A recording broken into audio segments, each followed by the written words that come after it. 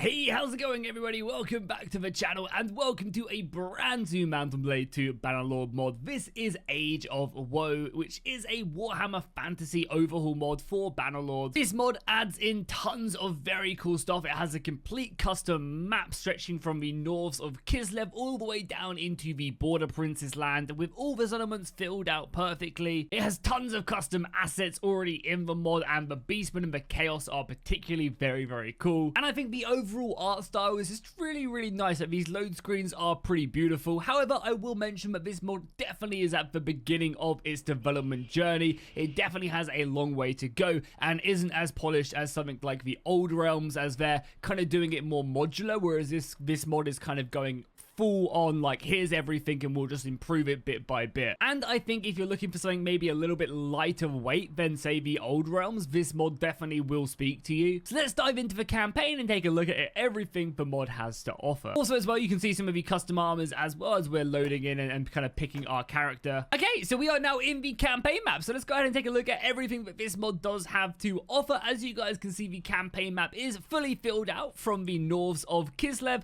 all the way down into the Border Prince's land, and of course they have a lot of the Badlands and the Dwarven Mountains that they can still fill stuff in with, which is pretty cool. So again, there's plenty of room to expand. If we go off into Bretonia, you guys can see the Bretonian lands, and then going all the way down into stuff like Astali and Talia, which are again all filled out, and they do have custom units which are very cool. And there you go, down here into the Border Prince's lands. The map itself is pretty large and actually offers a lot of enemies and kind of combat to fight over. I think the modder has done though with the Empire states, which again, maybe I'm just not as adverse with the lore, but I feel like he's kind of combined a lot of the electors together into like the Northern Empire. And then if you go over to Altdorf, they're part of the Southern Empire, and again that's going to like kind of take up stuff like Knoll and other settlements instead of having individual electors. And maybe that's just a placeholder for now to kind of help with balancing whilst they kind of develop more stuff. But yeah, instead of having all these individual electors, they kind of have these combinations of electors with I think 4 different kingdoms actually inside the Empire. And again, maybe that is just done for balancing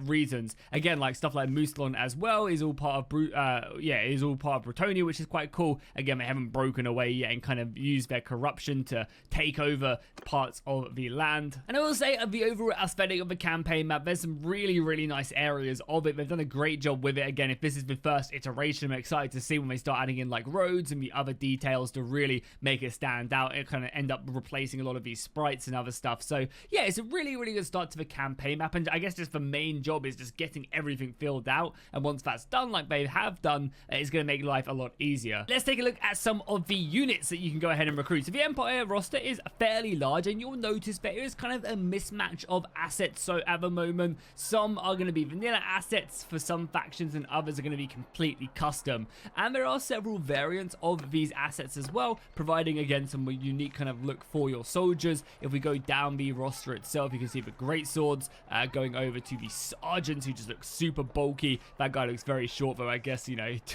Yeah, he looks very short. I guess he met the minimum height requirement to join the Empire legions. Again, they got handgunners in there again, so they've got working guns, outriders, and other pretty powerful units. But you will notice again stuff like this, like this is a vanilla asset, but I feel like that's absolutely fine as they continue to develop the mod and improve it and add in more. Then we also have the noble troop line for the Empire. So again, you'll be able to take a look at some of their soldiers. Again, looking pretty cool. I like this little kind of knee guard right there as they're charging into battle, and as you go further and further up, you can see the armor does improve. Their lances get better, their weaponry gets better, and they just generally look a bit cooler than, say, the lower tier ones. Again, look at that Sigmarite helmet, looks great. So yeah, there's some really cool custom assets in the mod, which definitely does speak for, like, you know, the future of the mod being very bright and exciting. If we go over to Bretonia is going to be a faction that we're going to notice that is going to be a bit more vanilla-esque. There's going to be a lot more vanilla assets in here mixed in with some of the cool custom ones. Again, you know, a lot of this is vanilla-esque, but it kind of fits Bretonia being that medieval, and it's kind of fine for a placeholder. They also do have custom shields as well, so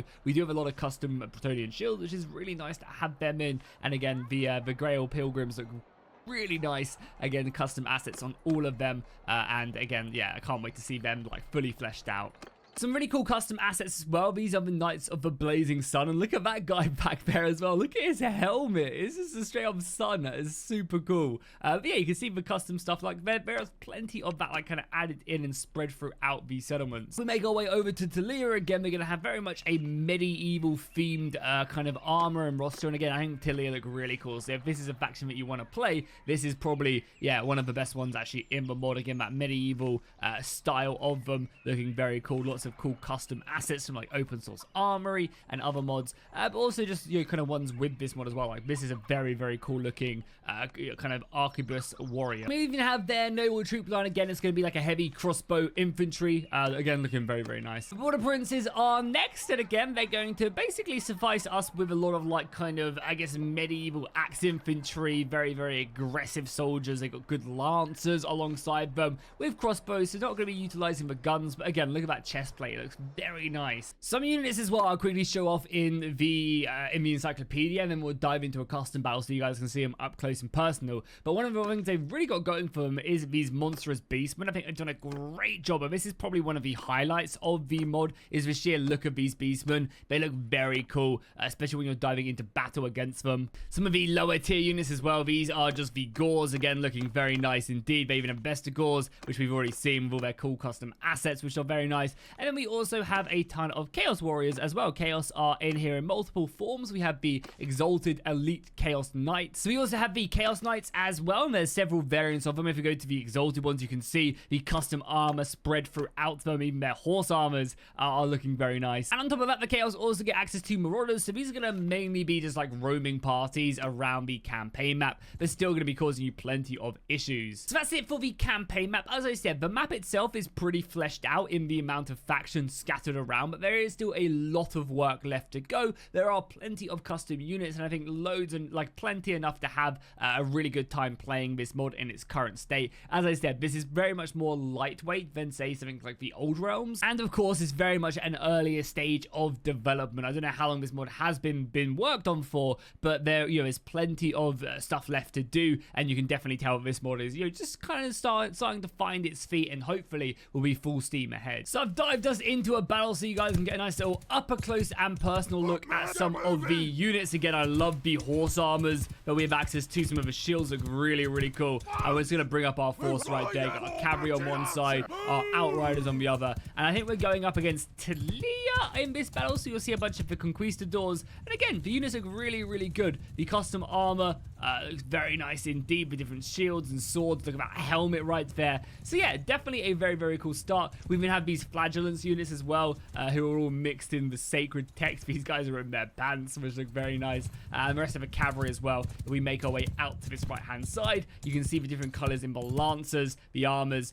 Very nice indeed. So what we'll do is we'll send our outriders, which are these guys over here. They're currently equipped with pistols, and we'll send these guys off to go and raid the enemy cavalry. There's a lot of conquistors in them units ready to assault us. And again, if I get a little bit closer to the enemy line, again, you guys can see what they look like. Again, very Spanish-esque, ready to conquer the stuff that they run into. And even got their lord back there as well, with some crossbows and other weapons scattered throughout. The enemy cavalry going in, and our front line. I guess what we'll do is we'll charge our own cavalry in. Let's go. Let's see if we can take on some of these Spanish conquistadors. We'll also charge our infantry in. Again, you guys can see this close up. It'll look very cool as both sides do just start to clash against one another. And again, all the armor looks very nice. We got flagellants. Oh no, the flagellants is down. No. And again, we can make our way back also to go obviously see some of the gunners as well. So you can see the way that the guns are firing as well. Pretty fast reload speed, if I will say so myself. Able to fire off a lot of shots. And oh my god, they have absolutely ripped through our line. That brave sword is getting sliced down as well. And the cavalry is fighting. So hopefully this has given you a good idea about the Age of War, and if this is a mod you should download. As I said, it's over on ModDB right now. You can go ahead and download it and play it for yourself if you want to. I definitely recommend it. I definitely recommend going and showing them some support, because it's always cool. The more grander overscale mods that we have, the better, and I'm sure the more support they get, the better these mods will be. So yeah, go over there, go show them some love, download the mod, and of course, if you enjoy the video, drop a like and a comment down below. It really does help out. Subscribe for more, and I'll see you guys in the next one.